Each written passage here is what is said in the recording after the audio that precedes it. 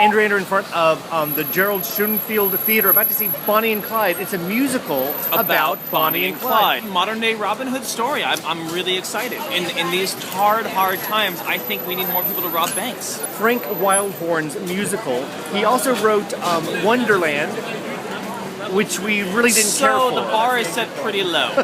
We'll talk to you at Intermission to see if we get fired up. There's something better to say? No. Did we make off like bandits, or do we feel robbed? Bonnie and Clyde at the Gerald Schoenfeld Theatre. Okay, we just got out of the intermission. Should we say what we think?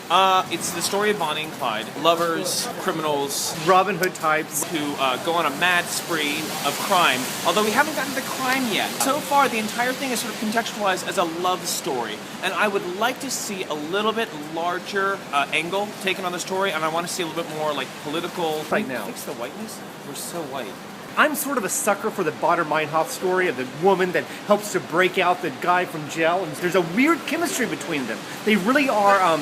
Jeremy Jordan is the perfect bad boy that you fall for. Well, he also has that dirty wrong side of the tracks swagger. This story is sort of perfect for right now, what's going on with Occupy Wall Street, foreclosures, people unemployed. And that's why I would like to see the second act get a little bit more political and not so much love story. Even though this is Broadway, and for Broadway, this just might be as political as you can get. Well, okay, sure. Yeah. But for me, the dynamic here is the gender divide and not the economic divide. Also, I've noticed that there's a sort of hip-hop thing that's going through here. Oh, totally. He's all into fast cars. She just wants bling. It's very hip-hop. I'm having a good time so far. Let's see if the second half can bring back some more political and not just a love story.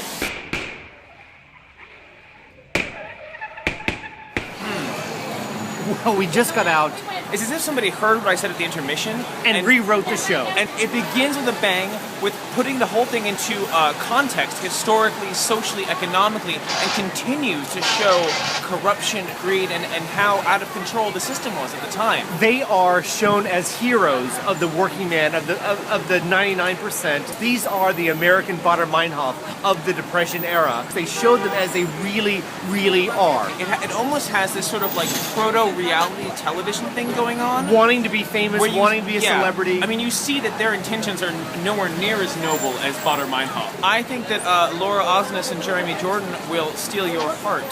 Speaking of Jeremy Jordan, he's the perfect combination of an Elvis Presley meets Brad Pitt. Special shout out to Tobin Alst for an amazing costume design. The color palette of the costumes really made sense. This is not a glamorous show. There's no sequins, there's no like disco balls, but there is a sexy grittiness. And gory as hell. It's a green light all the way. Green light all the way. Occupy Wall Street, occupy Bonnie and Clyde. Get your butts in the seats and occupy Bonnie and Clyde. Exactly. And here's your pull quote. Take the money and run to the box office.